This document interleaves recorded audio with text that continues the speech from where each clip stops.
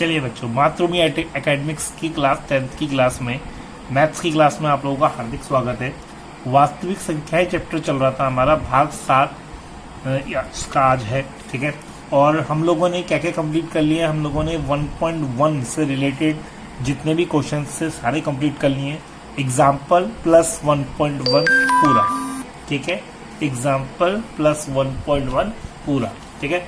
अब उसमें मैंने क्या क्या सिखाया था, उसमें मैंने एचसीएफ सिखाया है आपको, ठीक है। एक दो टाइप के क्वेश्चन और बताएं कि कोई भी धनात्मक विषम पूर्णांक इस रूप का हो सकता है। जिसने वो वीडियोस नहीं देख रखी हैं, प्लेलिस्ट में चाहिए तो सारी वीडियोस देखिए, एकदम फ्री ऑफ कॉस्ट आपको ये वीडियोस मिल रही हैं, ठीक है। तो चलिए शुरू करते हैं हमारा आज का पहला क्वेश्चन। आज हम एग्जाम्पल नंबर 6 पढ़ेंगे।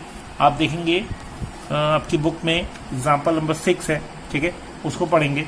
अब हम क्या करेंगे, अब नया टॉपिक शुरू कर रहे हैं। संख्या 6 और 20 का अभाज्य गुणनखंड विधि द्वारा एचसीएफ तथा एलसीएम ज्ञात करना है, ठीक है। एचसीएफ तथा एलसीएम ज्ञात करना है। तो आपको अब एचसीएफ और एलसीएम दोनों ज्ञात करने हैं, लेकिन किस विधि से? अभाज्य गुणनखंड विधि से, ठीक है। अब ये अभाज्य गुणनखंड क्या होता है, ठीक है। ऐसी संख्याएं, ऐसा गुणनखंड जो अभाज्य संख्याओं से बना हो, केवल, ठीक, केवल अभाज्य संख्याओं से। अब आप ये पूछेंगे कि अभाज्य संख्या क्या होती है। देखिए, सब चीज बतानी जरूरी होती है। तो अभाज्य संख्या वो होती है, इतना ध्यान रखिए, अभाज्य संख्या क्या होती है? अभाज्य संख्या वो होती है जिसका स्वयं के अलावा केवल एक गुणनखंड होता है। क्या होता है? एक गुणनखंड होता है, बस,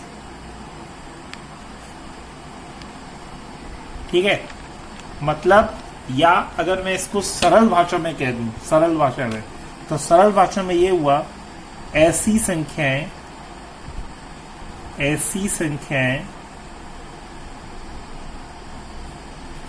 जो किसी पहाड़े में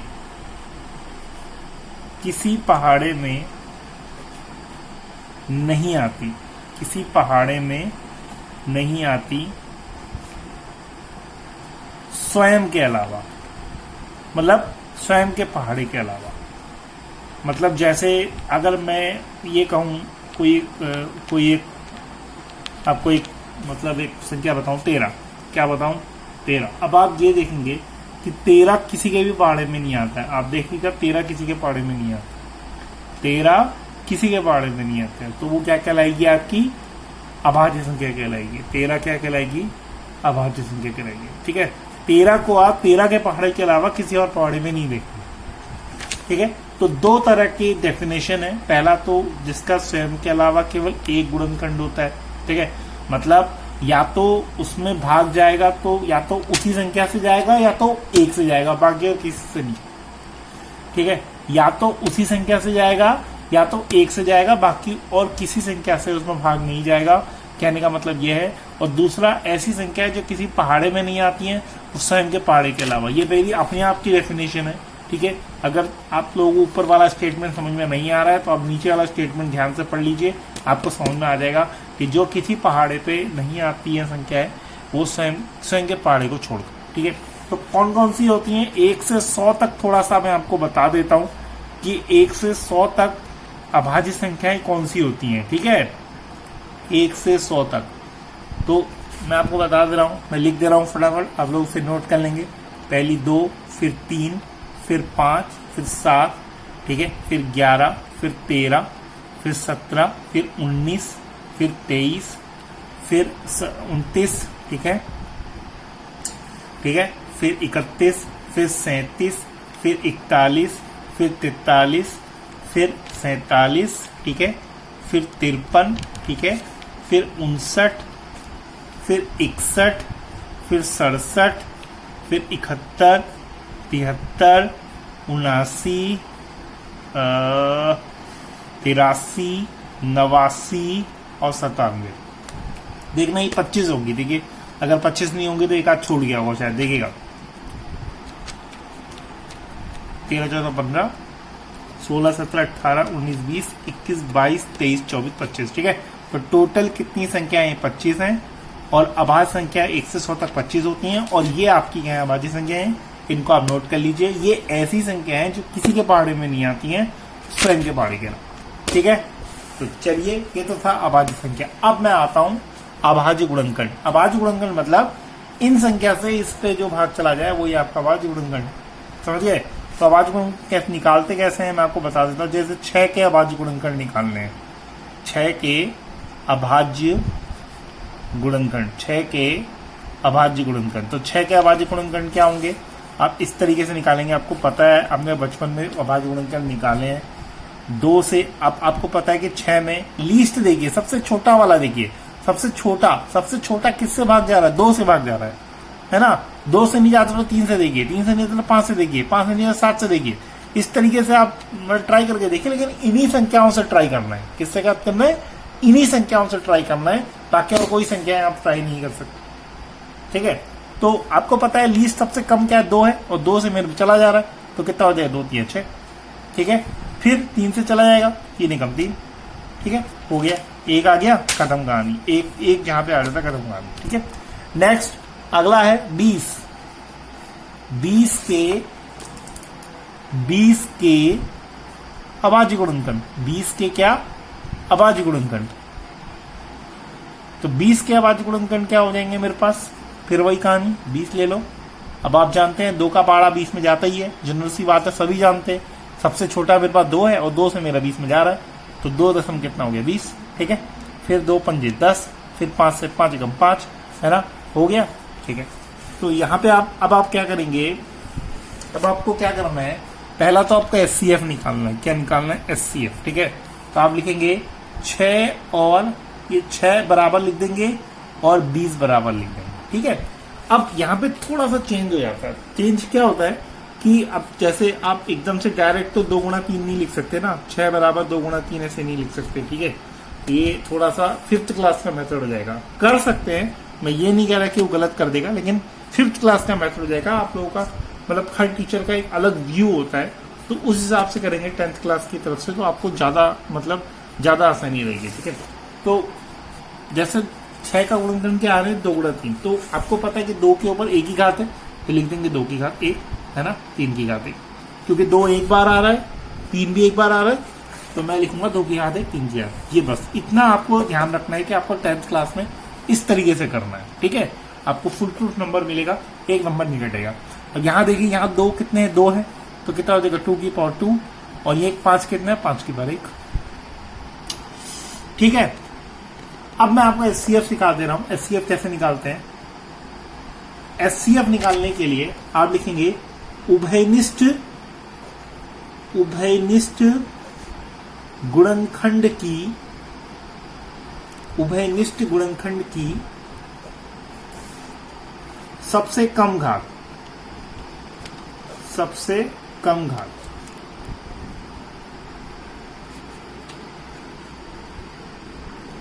ठीक है, उभयनिष्ठ गुणनखंड की सबसे कम घात।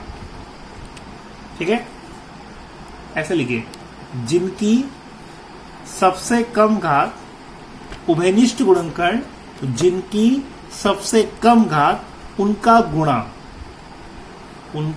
गुणन। ठीक है, मतलब जितने भी होंगे, इसमें जितने भी उभयनिष्ठ गुणनखंड होंगे, उभयनिष्ठ मतलब दोनों में, जो दोनों में आ रहे, कॉमन, अगर मैं इंग्लिश में कहूं कॉमन। ठीक है, जो दोनों में आ रहे हैं, और उनकी मतलब उनकी सबसे कम घात का गुणन। ठीक है, तो अभी यहां पे हम देख रहे हैं उभयनिष्ठ क्या है, दोनों में क्या आ रहा है, 2 आ रहा है, दोनों में क्या आ रहा है, 2 आ रहा है। तो अब 2 तो दोनों में आ रहा है, लेकिन बाकी तो कुछ नहीं आ रहा ना, 2 के अलावा कोई गुणनखंड नहीं है इसमें जो कॉमन आ रहा हो, तो हम लेंगे यहाँ पे केवल 2 ही। लेकिन अगर मान लीजिए 2 से ज्यादा उभयनिष्ठ गुणनखंड आ जाते हैं, तो हम उन सबका क्या कर देते हैं, गुणन कर देते हैं। ठीक है, 2 से ज्यादा उभयनिष्ठ गुणनखंड आ जाते हैं, तो हम उन सबका गुणन कर देंगे। आगे आने वाले सवालों में आप लोगों को इस तरह की चीजें देखने को मिलेंगी। तो 6 का तो SCF क्या हो जाएगा, 6 और 20 का बताना। 2 की पावर 2 है, 2 की पावर 1 है, तो आप जानते हैं कि आपके पास SCF क्या आ जाएगा, 2 की पावर 1, यानी कितना 2, क्योंकि इसकी सबसे कम घात क्या है, 1 है। सबसे कम घात क्या है, 1 है। ठीक है, सबसे कम घात क्या है, 1 है, और हमने क्या करा, एक वाले को ले लिया है ना, और उभयनिष्ठ गुणनखंड भी हो गया 2। ठीक है, चलिए तो एचसीएफ कितना आ गया, 2 आ गया। अब निकालते हैं एलसीएम। ठीक है, अब एलसीएम में क्या करते हैं, ठीक है, एलसीएम में क्या करते हैं, अभाज्य गुणनखंडों की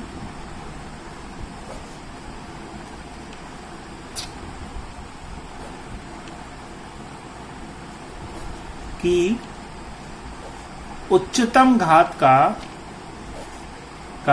गुणनफल। बस ये तो बहुत आसान हो गया, अभाज्य गुणनखंडों की उच्चतम घात का गुणनफल। अब इसमें अभाज्य गुणनखंड कौन कौन से हैं, 2 है, 3 है और 5 है। यही तो है, 2 है, 3 है और 5 है। तो इसमें सबसे 2 की उच्चतम घात क्या आ रही है, 2 की पावर 2। ठीक है, 3 की उच्चतम घात क्या, 1 है, और 5 की उच्चतम घात क्या, 1 है। समझ गए, 2 की पावर 2, 3 की पावर 1, 5। जितने भी अभाज्य गुणनखंड दिख रहे हैं उनकी उच्चतम घात ले लेनी है, आपका आंसर आ जाएगा। तो हमारे पास क्या है, यहाँ पे उच्चतम घात 2 की 2 है, तो कितना हो जाएगा, 2 की पावर 2 इंटू कितना, 3 की पावर 1 है ना, इंटू कितना, 5 की पावर 1। ठीक है, 2 की पावर 2, 3 की पावर 1, 5 की पावर 1। ठीक है, तो चलिए इसको सॉल्व करते हैं। 2 की पावर 2 क्या होता है, 2 गुणा 2, ये जानते ही आप 2 बार लिख देते हैं, गुणा 3 गुणा 5, तो 2 दूनी 4 3 12 पंजे, 2 दूनी 4 4 3 12 12 पंजे 60, ये आंसर हो गया। तो 60 क्या आ गया एलसीएम, और एचसीएफ क्या आ गया, 2। ठीक है, समझ गए सब लोग। आपको कुछ नहीं करना है, आपको गुणनखंड निकालना है। ये गुणनखंड आपने बचपन में निकालना सीखा है, 2 3 6, 3 कम 3 और 2 ये जो भी हो गया। अब 6 का लिख दिया। अब आपको यहाँ पे 2 की पावर 1, 3 की पावर 1 लिखना है, तो 2 की पावर 1 इंटू 3 की पावर 1, 2 की पावर 2 इंटू 5 की पावर 1। ठीक है, यहाँ पे 2 बार आ रहा है, इसलिए 2 की पावर 2 5। अब एचसीएफ में क्या करना है, उभयनिष्ठ गुणनखंड जिनकी सबसे कम घात हो उनका गुणनफल। तो जिनकी सबसे कम घात है, उभयनिष्ठ गुणनफल 2 है, और 2 की सबसे कम घात क्या, 1 है, 2 की पावर 1 बराबर 2। और एलसीएम क्या है, अभाज्य गुणनखंडों की उच्चतम घात का गुणनफल। तो अभाज्य गुणनखंड कौन कौन से हैं, 2 3 5, तो 2 की पावर 2 हो गया। ठीक है, 3 की पावर 1 हो गया, 5 की पावर 1 हो गया, 2 की पावर 2 की, तो 2 गुणा 2 गुणा 3 गुणा 5, 2 दूनी 4 4 3 12 5 60, यह आंसर हो गया। आपका आंसर 8। ठीक है, चलिए बच्चों सेकंड एग्जाम्पल की ओर बढ़ते हैं, जो उदाहरण नंबर 7 है। आप किताब में देखिएगा, उदाहरण नंबर 7 आपको दिया हुआ है। ठीक है, अभाज्य गुणनखंड विधि द्वारा 96 और 404 का एचसीएफ ज्ञात करना है और फिर एलसीएम ज्ञात करना है। ठीक है, फिर वही कहानी आ गई है। मैंने आपको इससे पहले भी इस तरह का क्वेश्चन करा दिया है, तो फिर से हम इस तरह का क्वेश्चन करेंगे फिर से। ठीक है, तो चलिए शुरू करते हैं। हमारे पास क्या है, 2 नंबर हैं, 96 और क्या, 404। 96 और कितना, 404। ठीक है, तो हम सबके पहले गुणनखंड निकाल लेंगे। लिखेंगे 96 का गुणनखंड, 96 का गुणनखंड क्या हो जाएगा, 96 का गुणनखंड करेंगे सॉल्व, कितना हो जाएगा 96। इसको ऐसे लिखेंगे। अब पीछे 6 आ रहा है ना। आप इतना ध्यान रख लीजिए, 2 की पहचान क्या होती है, 2 की पहचान, 2 की पहचान, ठीक है, जिसके मतलब भाग जाने की 2 की पहचान क्या होती है। क्या आपको कैसे पता चलेगा कि इसमें भाग जा रहा है। ठीक है, मेरे को तो बदल जा रहा है कि पीछे आ रहा है, तो मैं 2 से भाग दे दूंगा, लेकिन आप कैसे पहचानेंगे। तो ध्यान रखिए, अंक के पीछे इकाई के स्थान पर क्या आएगा, इकाई के स्थान पर 0 2 4 6 8 क्या आता है, 0 2 4 6 8। मतलब पीछे अगर 0 2 4 6 8 आएगा तो वो 2 से चला जाएगा। सीधी सीधी बात है। तो आप फिर से करिए, 2 से करिए, इसे 2 से करेंगे तो आप 9 में देंगे। अगर आपको नहीं आता तो अब अलग से भाग करके देख लीजिए। अगर आपको नहीं आता इस तरीके से काटना तो आप 2 से भाग कर दीजिए। 2 चक्कू 8, कितना हो गया, 1 16, 2 अट्ठे 16, तो हमने भाग के कितना 48 आ गया। ठीक है, फिर 2 से करेंगे तो ये तो सीधा सीधा भाग हो गया, 2 दूनी 4, 2 चक्कू 8, फिर 2 से करेंगे 2 1 कम 2, 2 दूनी 4। ठीक है, फिर 2 से करेंगे 2 3 12, फिर 2 से 3। ठीक है, तो ये मिलेगा आपको 96 बराबर। अब मैंने बता रखा है आपको कि इसको घात में लिखना पड़ेगा आप लोगों को। तो 1 2 3 4 5, 2 कितनी बार आ रहा है, 5 बार आ रहा है। तो 2 की पावर कितना हो गया, 5 इंटू कितना 3, 2 की घात कितना हो गया, 5 इंटू कितना 3, ये हो गया 96 का गुणनखंड। ठीक है, इसी तरीके से हम किसका निकालेंगे, 4 से 4 का निकालेंगे। ठीक है, 4 से 4 का गुणनखंड। 404 का गुणनखंड। तो 404 का गुणनखंड फिर से सॉल्व कर दीजिए। 404 क्या हो जाएगा, 404 ऐसे हो जाएगा, तो 2 से देंगे तो 2 दूनी 4, 0, 2 दूनी 4, फिर 2 से देंगे 2 एकम 2, 0, बस 101 में जाता नहीं है, क्योंकि 101 खुद एक क्या है, अभाज्य संख्या है। 101 क्या है, खुद एक अभाज्य संख्या है। ठीक है, तो आप ऐसे भी लिख सकते हैं 101 इंटू क्या 1। ठीक है, समझ गए, 101 एकम 101। तो अब फिर 404 भी लिख देंगे। 404 बराबर क्या हो जाएगा, 2 गुणा 101। ठीक है, या इसे हम ऐसे तो लिखना नहीं है हमें, मैंने खुद वैसे ही लिख दिया है, तो आप इसे ऐसे लिख दीजिए 2 की पावर 2 इंटू कितना 101। ठीक है, अब सॉल्व करेंगे। ठीक है, 96 का क्या निकालेंगे, लॉसो निकालेंगे, 96 और 404 का SCF। ठीक है, 96 और 404 का SCF। तो SCF निकालने के लिए आपको पता है, मैंने बता रखा है, एक बार और बता देता हूँ। उभयनिष्ठ गुणनखंड जो दिख रहे हैं उसके सबसे कम घात, समझ गए। उभयनिष्ठ मतलब जो दोनों में गुणनखंड दिख रहे हैं, जो दोनों में अभाज्य गुणनखंड दिख रहे हैं, जैसे दोनों में क्या दिख रहा है, 2 दिख रहा है ना, तो उसकी सबसे कम घात, सबसे कम घात क्या है, 2 है ना। तो आंसर कितना है, 2 की पावर 2। अब जानते हैं 2 की पावर 2 क्या लिख सकते हैं, 2 गुणा 2 बराबर कितना, 4। इसका आंसर क्या आ गया, 4। समझ गए। तो 96 और 404 का जो SCF आ गया वो क्या आ गया, 4। ठीक है, तो LCM निकालने के लिए क्या करेंगे, देखिए LCM किताब के हिसाब से LCM निकालने के लिए पहले मैं आपको LCM निकाल के दिखा देता हूँ, फिर बुक में जो दिया हुआ वो भी मैं आपको करवाऊंगा। ठीक है, LCM निकालते हैं। LCM में क्या हो जाएगा मेरे पास, LCM में देखते हैं। LCM तो क्या हो जाएगा, LCM में फिर वही कहानी, 96 और 404, 96 और 404 का LCM। तो आपको पता ही है, आपने प्रत्येक अभाज्य गुणनखंड लेना है और उनकी सबसे उच्चतम घात लेनी है। तो हमारे पास सबसे बड़ी 2 है, 3 है और क्या है, 101 है। बस यही सब तो है, यही 4 3 तो है, 2 है, 3 है और 101 है। तो 2 की सबसे उच्चतम घात क्या हो जाएगी, आपको पता ही है, सभी अभाज्य गुणनखंड की सबसे उच्चतम घात लेते हैं। तो सबसे उच्चतम घात 5 हो गई 2 में, 3 में तो 1 ही है, जानते हैं 3। ठीक है, और 101 में 1 है।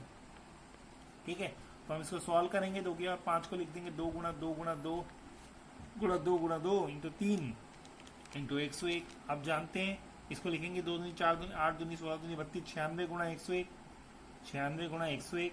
तो ये इसको गुणा करेंगे, इसको गुणा करना सभी को आता है, गुणा कर लीजिएगा।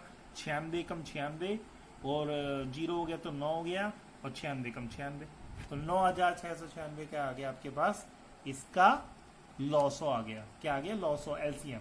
ठीक है, ये तो आ गया आपका इस मेथड से जो मैंने आपको बताया। ठीक है, अब बुक में जो दिया हुआ है वो देखते हैं। बुक में क्या दिया हुआ है, बुक में ये दिया हुआ है कि आपके पास एक सूत्र है, इस सूत्र का यूज करने के लिए बुक में LCM को यूज किया गया। ठीक है, अब सूत्र क्या होता है ये ध्यान रखिए। अगर आपके पास, अगर आपको HCF दिया हुआ है और 2 संख्याएं दी हुई है, ठीक है, तो आप इसका भी यूज कर सकते हैं। ठीक है, HCF दिया हुआ है और 2 संख्याएं दी गई हैं, तो आप इसका भी यूज कर सकते हैं। क्या यूज होगा, पहली संख्या गुणा दूसरी संख्या बराबर SCF इंटू LCM। ठीक है, ये याद रखिएगा, ये आप लोगों ने कक्षा 5 में भी पढ़ा होगा। पहली संख्या गुणा दूसरी संख्या, SCF गुणा LCM। अगर आपके पास 3 चीजें दे रखी हैं, जैसे SCF दिया हुआ है, पहली संख्या दूसरी संख्या दी हुई है, या LCM दिया हुआ है तो पहली संख्या दूसरी संख्या दी हुई है तो SCF निकल जाएगा, या पहली संख्या दूसरी संख्या दी हुई है, SCF दिया हुआ है तो LCM निकल जाएगा। ठीक है, कोई भी 3 चीज दे रखी है तो आपको चौथी चीज निकल जाएगी। तो पहली संख्या क्या है मेरे पास, 96 है, पहली संख्या क्या है 96, दूसरी संख्या 404। ठीक है, और SCF क्या है मेरे पास, बड़ी SCF क्या है, SCF 4 है, SCF क्या है 4 इंटू कितना, LCM। ठीक है, आपको पता है ये 4 नीचे चला जाता है, यानी LCM बराबर क्या हो जाएगा, 96 गुणा 404 बट्टे कितना 4। ठीक है, 4 से कट गया, 4 एकम 4, 0, 4 एकम 4 मैंने काट दिया। अगर भाग देना चाहें तो भाग भी दे सकते हैं अलग से। 4 से 4, 4 एकम 4, 0, 0 उठा, 4 उतरा, 4 एकम 4 लीजिए, हो गया, 101 आ गया। अब 101 से 96 को मैंने भाग करना है, तो मेरा आंसर वही आएगा, 96। ठीक है बच्चों, तो ये थे मेरे आज के 2 क्वेश्चन। उम्मीद है आप लोगों को पसंद आ गया होगा, और कुछ थोड़ा 1-2 मिनट ज्यादा लंबी हो गई है वीडियो, तो आज इतना ही करते हैं। कल मिलेंगे रात 8 बजे। चैनल को लाइक शेयर सब्सक्राइब जरूर कर दीजिएगा। ये मैं बहुत मेहनत से वीडियोस बना रहा हूँ और काफ़ी टाइम लगता है ऐसी वीडियोस को बनाने में। ठीक है, thank you, have a nice day. Channel को सब्सक्राइब जरूर कर दीजिए। Bye bye.